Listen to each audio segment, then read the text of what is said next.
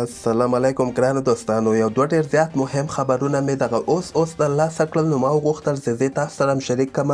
د افغانستان لوبغاړي محمد نبي، قیس احمد، مجیب زادران، نور احمد او وقار سلام خیر یو دمي دغه پاکستان سوپر لیګ پرېښوده او د افغانستان له طرف نه یعنې د افغانستان پر طرف باندې روان شول. او دغه دویم خبر چې زیاتره ملګري دغه پوښتنه کوي چې د افغانستان او د بنګلادیش دغه 19 کلن ټیم لوبې به کله او چیرته ترسره کیږي.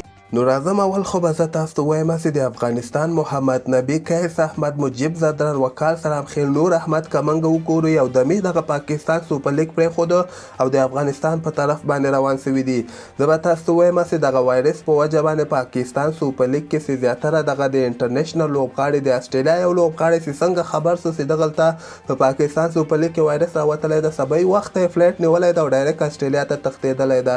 ډینر کرسټن په نوم باندې اسټرالیایي الراونډر ده، تاسو ته که یاد کراچي کینګز ټیم کې لوبه ترسره کولی. هغه ونډهلاړو همدغسې زیاتره انټرنیشنل خارجي لوبغاړي دغه پاکستان سوپر لیګ پرېښودلی ده او همدغسې په دغه کې د افغانستان لوبغاړو هم دغه پاکستان سوپر لیګ پرېښودو.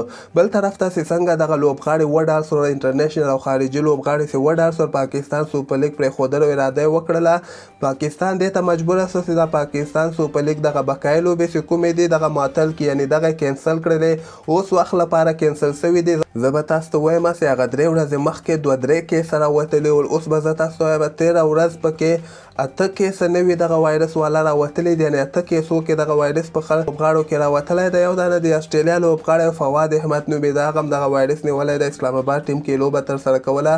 نو بالاخره پاکستان دې ته مجبوره سو چې اوس دغه وخت کې خو انټرنیشنل لوبغاړي موږ نه ځي، یعنې پاکستان سوپر لیګ پرېږدي، موږ به دغه بقایي لوبې په بل وخت کې ترسره کړو، لکه څنګه چې تېر کال پاکستان سوپر لیګ کې نیمې لوبې یو وخت کې سوي وې، نیمې لوبې بل وخت کې سوي ولې. نو دغه د پاکستان کرکټ لپاره یو ډېر بد خبر ده چې پاکستان سوپر لیګ کینسل سوی ده. او دغه دویم خبر به زه تاسو ته وایم چې زیاتره ملګري دغه پوښتنه کوي د افغانستان او د بنګلادیش دغه 19 کلن ټیم چې کوم د دغوی لوبه کله او چیرته ترسره کیږي. زه به تاسو ته وایم دغه 10 تاریخ باندې 10 مارچ باندې د افغانستان لوبغاړو ته که ویزې راسي د هندوستان ویزو لپاره دوی ته د دوی پاسپورټونه یې لیږلي، که چېرته 10 تاریخه پورې د افغانستان لوبغاړو ته ویزې راسي نو دغه به که خیر بیا په همدغه مارچ میاشتې اخره کې به ترسره کیږي. او که چېرته ورته د هندوستان ویزې رانسي نو بیا امکان لري چې په اپریل یا مای میاشتې کې دغه سیریز ترسره سي. دغه د 19 کلنو ټیم د بنګلادیش 19 کلن او د افغانستان 19 کلن په هندوستان کې لوبې برابرې کړې دي. او زه به تاسو ته وایم چې په دغه کې 4 د که 15 ورځنۍ لوبې دي او یوه دانه پریکټس لوبه ده، یعنې 4 ورځنۍ لوبه هم یوه دانه ده. نو دا هم یو ډېر ښه خبر ده د ځوان لوبغاړو لپاره.